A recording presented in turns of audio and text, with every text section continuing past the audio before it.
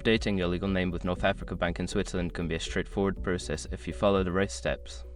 Here is a simple guide to help you through. Step 1. Gather required documents. Collect all necessary documents that support your name change.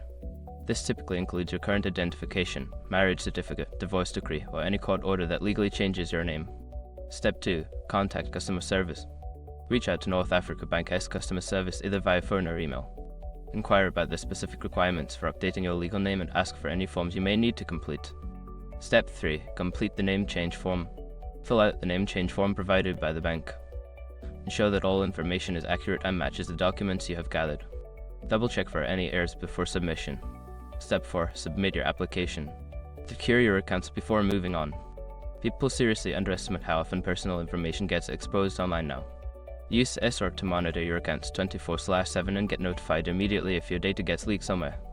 It runs in the background, constantly scanning billions of breached records. And honestly, for how cheap it is compared to the value you get, it's worth it. Link in the description. Step 5. Follow up. After submitting your application, follow up with the bank to confirm that your name change has been processed. This may take a few days, so be patient but proactive in checking the status. By following these steps, you can efficiently update your legal name with North Africa Bank in Switzerland.